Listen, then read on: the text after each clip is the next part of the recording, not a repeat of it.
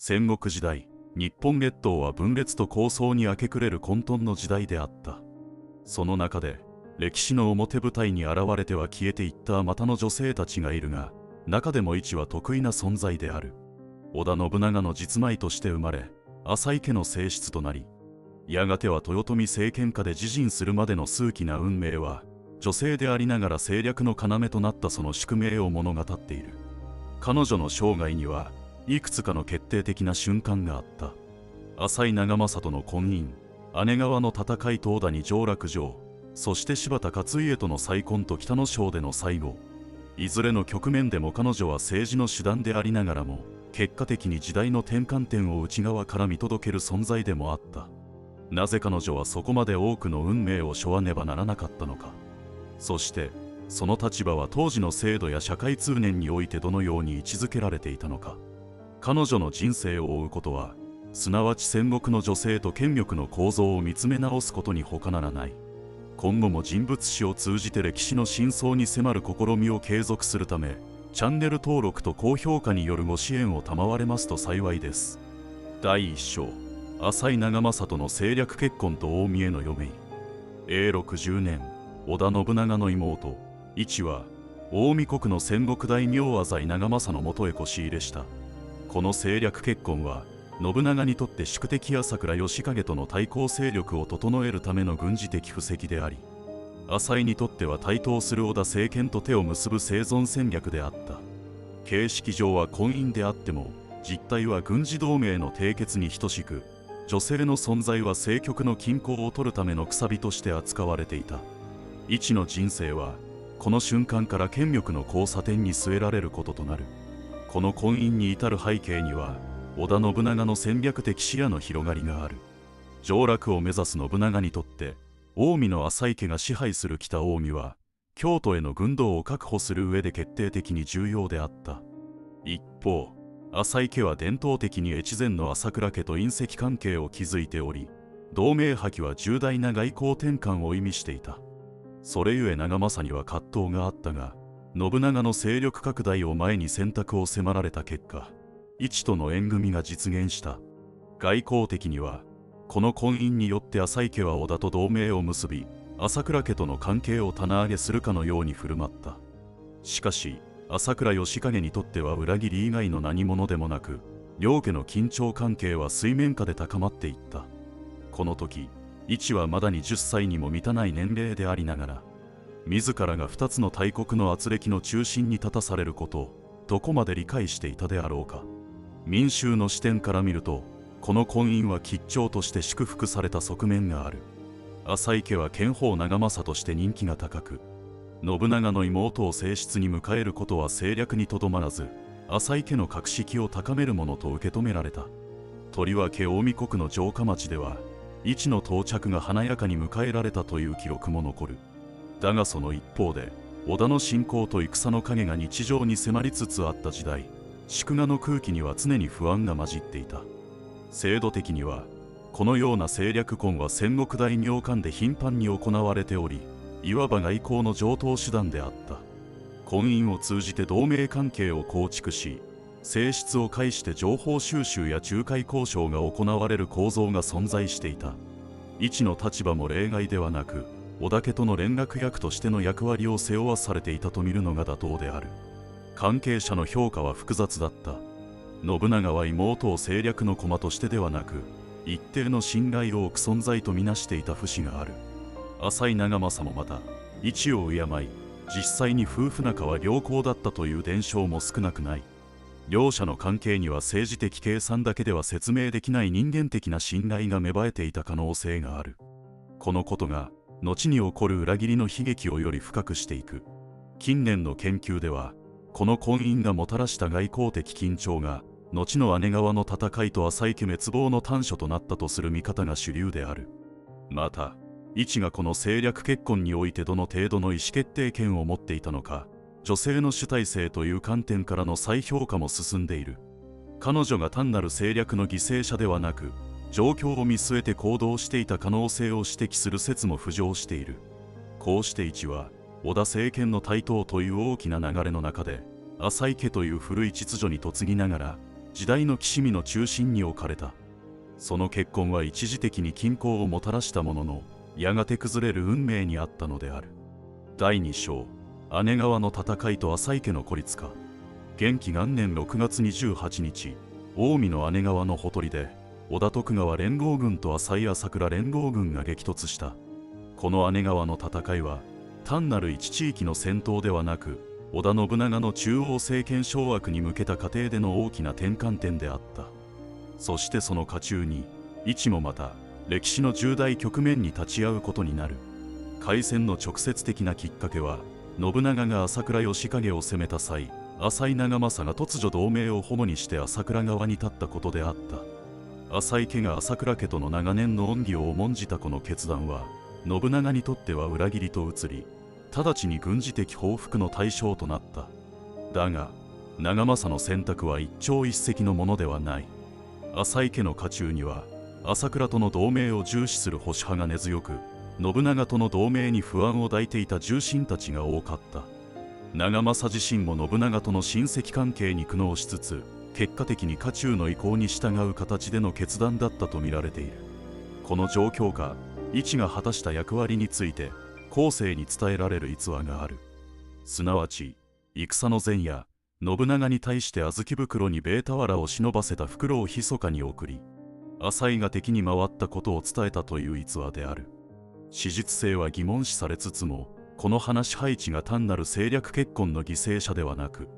織田家への忠誠心を保ち続けた存在として記憶されている少佐であろう。戦闘そのものは織田徳川側の勝利に終わったが、浅井朝倉連合も一矢を報いており、戦後も両者の対立は続いた。この時期、浅井家は事実上、孤立を深めていく。朝倉家も信長に押されて次第に劣勢となり、浅井家単独での自立は困難を極めた。外交面でも、新たな支援勢力を得ることはできず、孤軍奮闘の様相を呈していた。当時の近江国内では、民衆の間にも不穏な空気が広がっていた。織田との戦が長引くにつれ、兵糧の徴発や農地の荒廃が深刻化し、浅井家の統治に対する不満も高まっていた。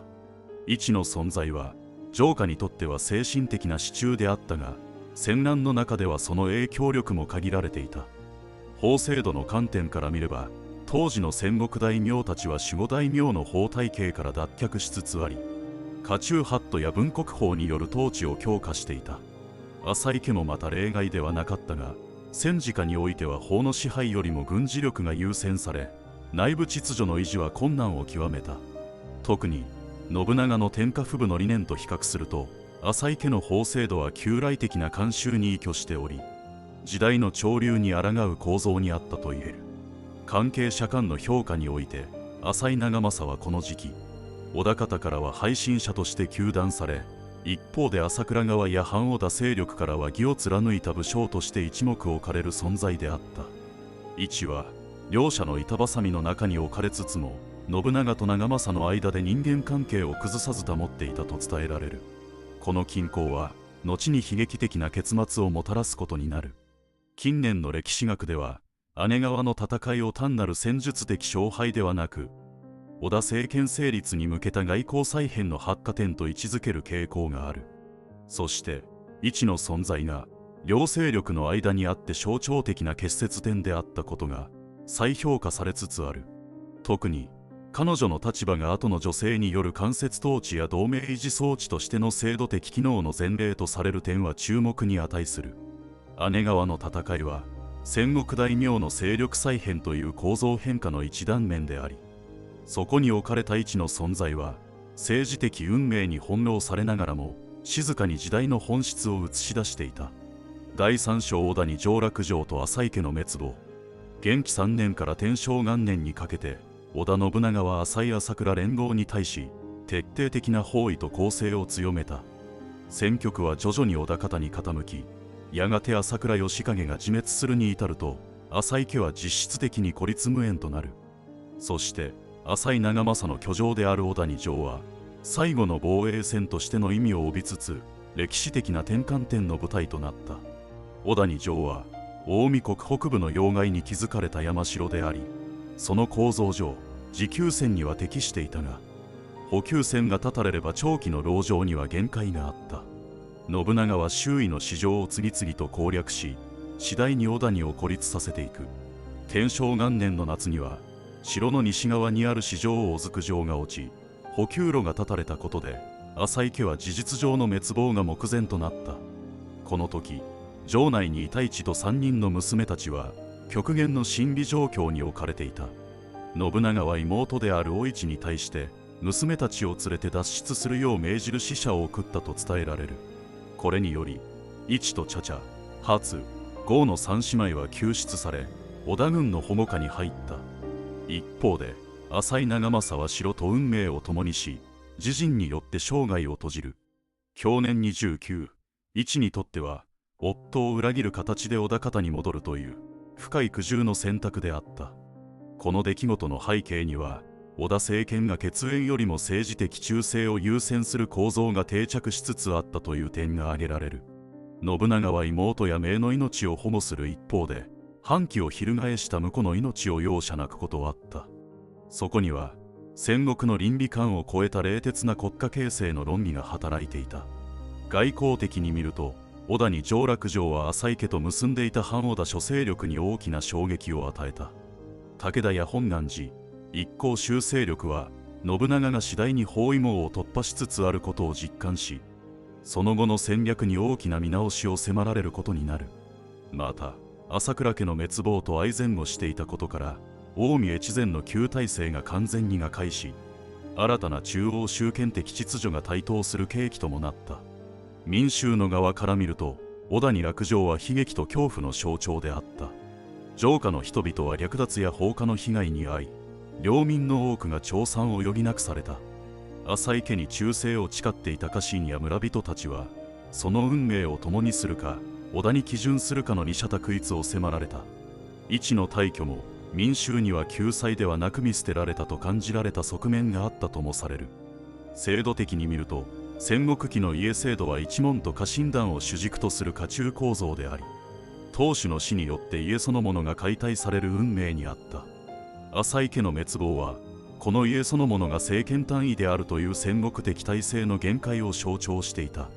同時に一と三姉妹の救出は、女性は家の存続と再建の趣旨であるという制度的思考に基づくものだった。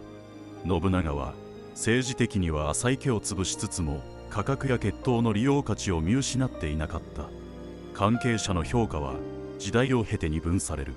信長にとっては敵対者を討ち、家族を守ったとして戦略的に正当化され、一も忠義の女性として称賛される。だが一方で、浅い方からは裏切り者として批判されることもあった。とりわけ落城の際に長政と共に準じなかった点に対し、当時の武士道官から否定的に見る声も後世に存在する。現代の歴史研究では、織田に上洛城を地域権力から中央政権への転換点と捉える分析が多い。また一がこの局面で果たした役割についても、従来の受動的被害者像を超えて織田政権下での再配置における媒介者的存在として位置づける視点が増えている。すなわち彼女の救出は女性を通じて断絶した家の血統を再接続するという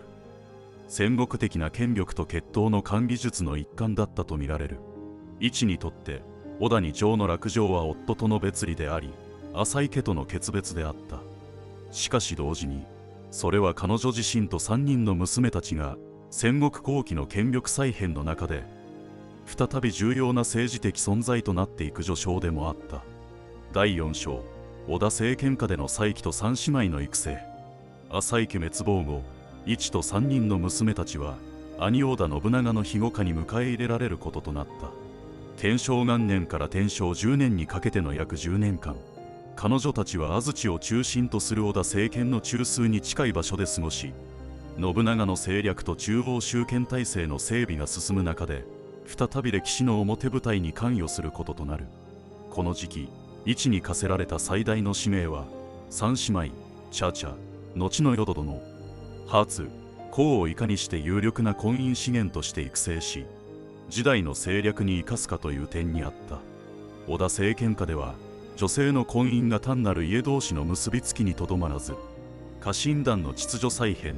反乱勢力との懐柔、決闘による正当性の補強といった多元的な政治的機能を担っていた。そのため信長にとっても一とその娘たちは軍事とは異なる形で政権構築の要とみなされていた。一自身も単なる庇護対象ではなく、信長にとって重要な交渉窓口や側近の一人とみなされていた可能性がある。安土城における彼女の待遇は諸大名の側室や正室とは一線を画しており、信長の家中において名族浅井家の血統保持者としての尊重があった。これには信長自身が自らの価格の正当性を補強する目的も重なっていたと考えられる。外交面ではこの時期信長は諸国との婚姻外交を活発化させており、長女茶々に対する将来的な婚姻先の選定は政権の安定化と直結していた。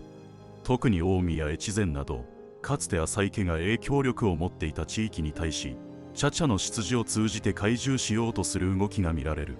一の娘たちは単なる織田の命ではなく、浅井と織田の工作点に立つ血統として外交的にも利用価値を持っていた。当時の民衆感覚では、一とその娘たちは戦火を生き延びた女性たちとして神秘的な存在感を帯びていた。特に茶々は美貌と聡明さで知られ、若くして多くの注目を集めていたとされる。安土の城下や近江一帯では織田政権の新たな象徴として三姉妹への期待が高まっていた。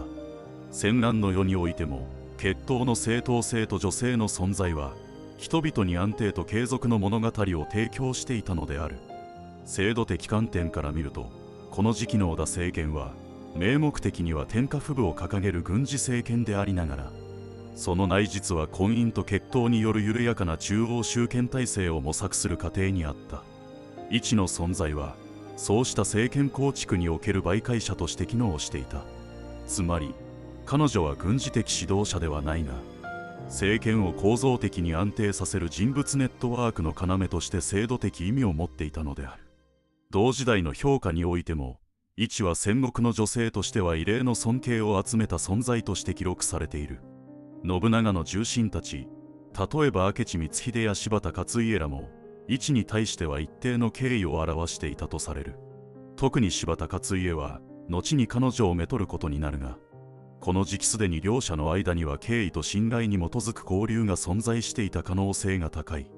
こうした政治的パートナーシップが後の再婚劇に伏線を与えていた。近年の研究では、信長政権が単なる軍事独裁ではなく、家族ネットワークと女性の活用によって内部秩序を築いていた点が強調されつつある。その中で一の役割は血統と記憶の継承者という文化的制度的機能を果たしていたと再解釈されている。戦乱の中にありながら彼女が娘たちを通じて未来に権力の系譜を託していたことは、当時の女性として極めて稀有な役割であった。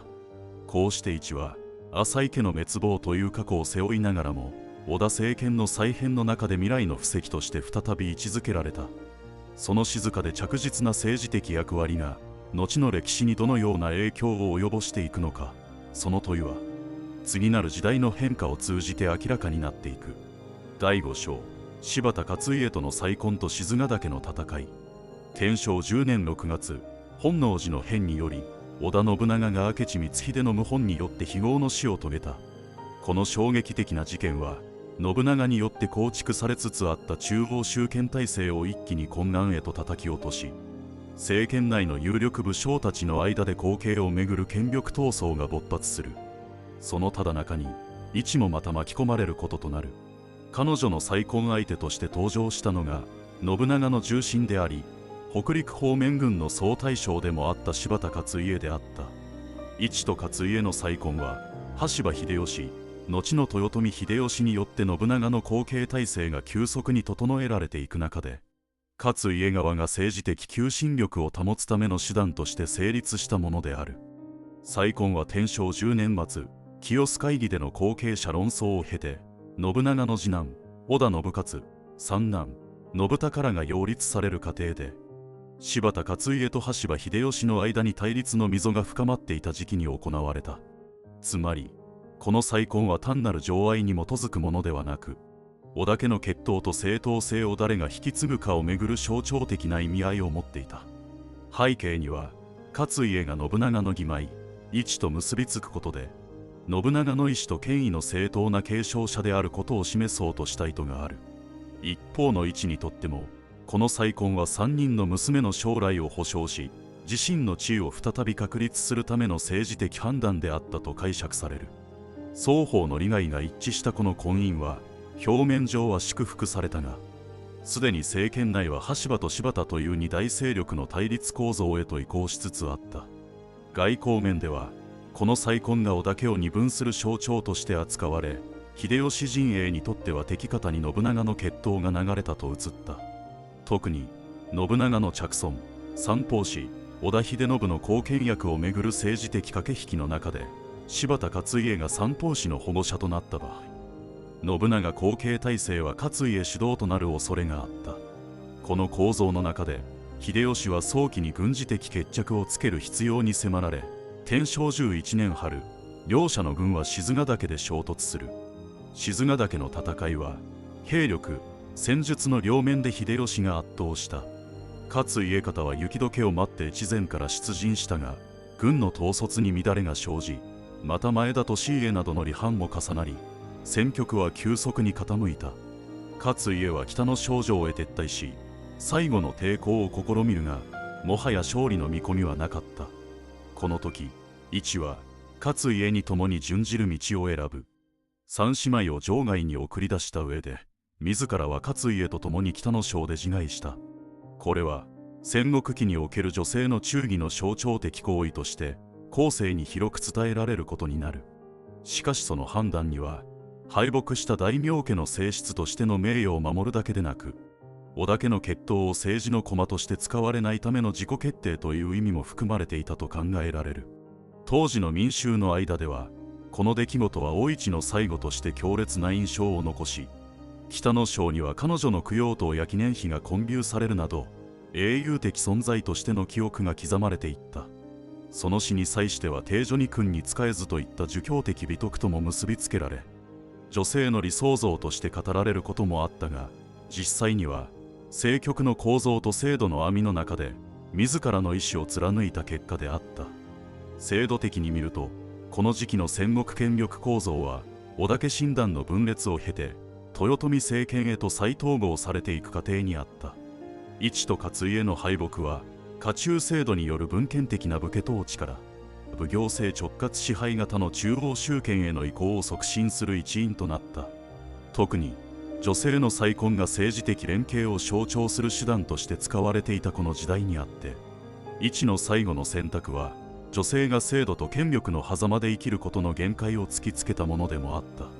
関係者間の評価として秀吉は表向き一の死を悼み、三姉妹を丁重に保護したが、政敵としての勝家の敗北を徹底的に利用したことは否定できない。一方、勝家の家臣団や旧和妻家関係者の中では、一の死は誇り高き最後として美化され、忠義の象徴として語られ続けた。近年の研究では、一の死が単なる美談ではなく、政治的な自決の意味を持つ行動であったという視点が広がっている。また、三姉妹の保護を優先して自らの死を選んだ母という構図が、近世に入ってから、武家女性の理想像として定着していった経緯にも再注目が集まっている。すなわち、彼女の最後は物語られ方そのものが時代によって構築されてきた歴史的構造でもあった。こうして、一は再び時代の波に飲まれながら、その死によってなお、後の豊臣政権に血統と記憶を残していくことになる。彼女が命を託した三姉妹は、この後、それぞれが戦国末期の覇権争いの核心へと歩みを進めていく。第6章、娘たちの台頭と一の母としての記憶。一の死後、彼女が命を懸けて城外へ逃した三姉妹、茶々、淀殿、初、剛は、まさに時代の革新を生きる存在へと成長していく。それぞれが別の家に嫁ぎ、異なる権力基盤に根を下ろしながらも、三姉妹は共に一の娘という出自を背負い、豊臣政権から江戸幕府へと続く覇権の変遷を内側から見届ける存在となった。その背後には、亡き母、一の影が常に差していた。まず長女の茶々、後の淀殿は、天正15年頃、豊臣秀吉の側室となり、やがて秀頼を出産する。これは単なる寵愛ではなく、信長の血統と浅井家の名門姓を豊臣政権に取り込む政治的婚姻であった。淀殿は大榊の正室格として君臨し、秀吉死後は実質的な政務に影響を与える存在となる。一の血を引く者として彼女は再び政局の中心に立った。次女の初は徳川家に近い京極高次に嫁ぎ、関ヶ原の戦いでは夫と共に東軍に組みして戦功を挙げる。最終的に大名夫人として平穏な晩年を迎えるが、徳川政権との連携を通じて浅井織田の血統が新たな体制に融合されていく過程の一部を担った存在である。三女の号はさらに象徴的な存在である。最初に佐治和成に嫁いだ後、豊臣秀勝、そして徳川秀忠へと再婚を重ね、最終的には江戸幕府二代将軍の正室となった。号は三代将軍家光を生み、将軍家の聖母として徳川体制の正統性の一翼を担う。このようにして一の血筋は豊臣政権と徳川幕府の双方に影響を及ぼし、戦国という激動の時代を超えて制度の革新にまで至ることとなる。こうした三姉妹の歩みは、外交的には戦国末期から近世初頭にかけての権力移行の中で、女性が血統と同盟の媒体として機能した典型的事例と言える。母一がそうであったように、娘たちもまた婚姻によって政権間をつなぐ橋渡しを担った。ただし、それぞれの婚姻には個別の政治目的が付随しており、家の都合だけでなく、個人の象徴性が強く意識されるようになっていた点に、制度の進化が見て取れる。当時の世論において、三姉妹はいずれも戦国の名門の末裔として尊敬され、特に号に対する評価は江戸初期において極めて高かった。家光の聖母としての地位は、幕府による価格の承認と並行し、中節の女性像の体現者として神格化されていく。一方で、茶々、淀殿に対しては、豊臣政権崩壊の原因を作ったとする否定的評価もあり、母一と対照的な扱いを受けることとなった。制度的には、こうした女性の血統管理は、江戸幕府の政略結婚政策の原型ともなった。価格の維持、同盟の安定、そして子孫による継承、そのすべてにおいて、女性は地の秩序の維持者として機能した。一が再婚、自害という一連の行動によって血統の順化を守ったことは、その後の制度的整合性に影響を与えたと評価される。関係者の回想や記録の中でも、一の存在はしばしば理想的な母として描かれている。号はしばしば母の教えを語り、初もまた母の遺徳を口にしたとされる。これは個人の思い出というより、むしろ制度化された母性の記憶であり、女性が国家形成の一環として語られる新たな時代の兆候でもあった。現代歴史学においては、一を政治の道具とされた女性ではなく、戦国から近世への権力移行を血縁でつないだ構造の要として再評価する傾向が強い。特に三姉妹それぞれが異なる政権に関与しながらも、母を共通項とする血統の網を構成していた点は、女性史、家族史の研究において注目されている。つまり、一の死後、その記憶は悲劇の貴婦人ではなく、3つの政権をつなぐ媒介者として制度の中に刻まれていったのである。彼女の母としての選択が、三姉妹の人生を通して、後の日本社会の秩序の中枢にまで影響を及ぼしていく。その影響力は、死を超えて制度と歴史の深層にまで浸透していった。第7章、一の俯瞰と再評価、女性と権力の接点としての生涯。一の生涯を俯瞰すれば、それは単なる戦国の悲劇の女性という枠を超え、時代構造の転換点における権力の接点を体現した存在としての意味を帯びてくる。織田信長の妹として、浅井家の正室として、柴田勝家の妻として、そして三姉妹の母として、そのいずれの局面においても、彼女は単に嫁ぐ存在ではなく、権力の境界をつなぐ媒介として機能していた。まず制度的視点から見ると、戦国期の政略婚は外交手段であると同時に、血統の管理装置でもあった。一の人生は、まさにこの制度の原理に貫かれていた。浅井長政との婚姻によって近江と尾張を結び、勝家との再婚によって織田家後継争いの一局を構成し、そして三姉妹の育成によってその血統が豊臣徳川という二大政権に橋渡しされた。これらは偶然ではなく、制度の内部に位置づけられた構造的役割であった。関係者間の相互評価に目を向ければ、一は時に政治的利用対象とみなされながらも、個人としての信頼と尊敬を集めていたことがわかる。信長は妹、単なる駒ではなく、血統を託せるものとして扱った節があり、勝家は再婚によって名誉を高めようとしたのみならず、最後まで共に生きようとした。一方で羽柴秀吉は、敵対したにもかかわらず、三姉妹を丁重に迎え、母の名誉を損なわぬよう配慮した。これらの事実は、一が人間関係の接点として、単なる名家出身という枠を超えて、政権間の心理的象徴的な橋渡し役であったことを示している。同時代の記録や後世の物語において、一は悲運の女性、帝女の鏡として語られることが多いが、それは彼女が制度と運命に翻弄される一方で、自らの意志を持って選択を下した存在であったからに他ならない。織田に落城に際し、娘たちを託して織田家へ戻った決断、北の章で勝家と共に自陣した行為、それらはいずれも命令された行動ではなく、制度内で自らの尊厳を保持するための決断であった。現代の歴史学では、こうした女性の選択を制度史ジェンダー史の文脈で再評価する動きが進んでいる。とりわけ、一が果たした血統の運搬者としての機能は、後世の武家社会における女性像のテンプレートとして制度化され、幕藩体制の女性政策にも影響を与えたとする分析もある。彼女の生き方が語られた歴史として武家女性教育の規範となっていった経緯は、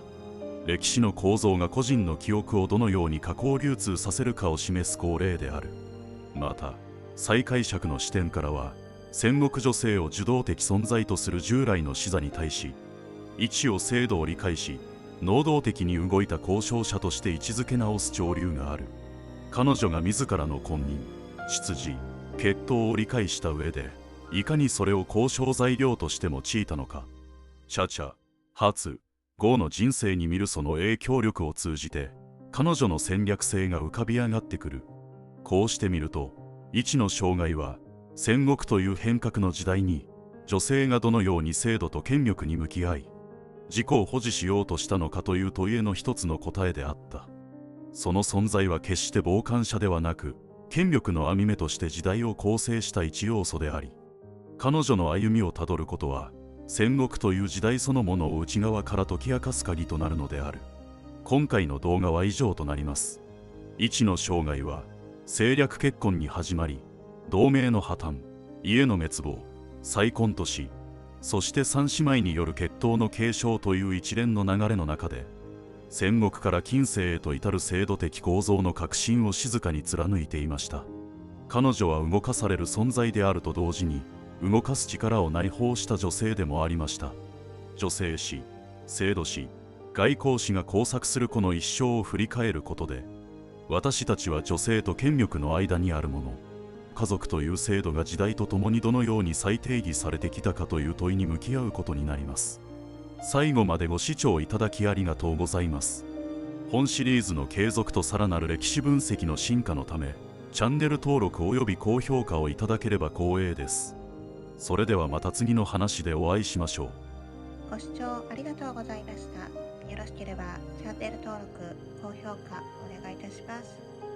ご視聴ありがとうございました。